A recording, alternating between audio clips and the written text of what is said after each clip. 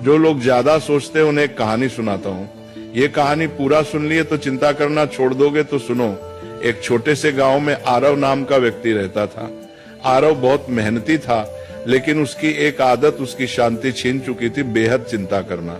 सुबह उठते ही वो सोचता, कल क्या होगा, पैसा रहेगा या नहीं, लोग क्या कहेंगे, परिवार सुरक्षित रहेगा या नहीं। रात को सोने जाता, तब भी उसका दिमाग रुका नहीं करता। एक दिन अत्यधिक चिंता के कारण उसकी तबीयत बिगड़ गई। गांव के लोग उसे पास के पहाड़ पर रहने वाले एक संत के पास ले गए।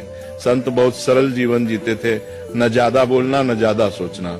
आरव ने संत से कहा, महाराज, मेरा मन कभी शांत नहीं होता, मैं हर समय डर और चिंता में रहता हूँ। संत मुस्कुराए और पास रखी एक मिट्टी की मटकी उठाई।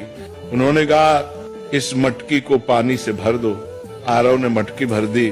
फिर संत बोले, अब इसे सिर पर रखो और चलो, लेकिन एक शर्त है, अगर एक बूंद भी गिरी तो तुम असफल हो जाओगे।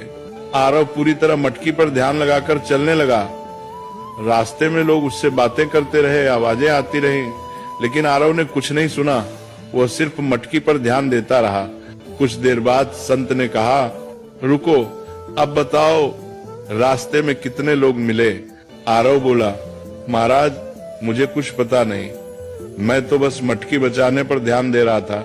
संत ने शांत स्वर में कहा, यही संत होने की शुरुआत है। जब ध्यान जरूरी चीज पर होता है तो बेकार की आवाजें अपने आप चुप हो जाती हैं। तुम्हारी चिंता इसलिए है क्योंकि तुम उन चीजों पर ध्यान दे रहे हो जो अभी हुई ही नहीं। फिर संत ने आगे कहा, जो तुम्हारे हाथ में है कर्म, उसे ईमानदारी से करो। जो तुम्हारे हाथ में नहीं, भविष्य से भगवान पर छोड़ दो। यही संत का मन है।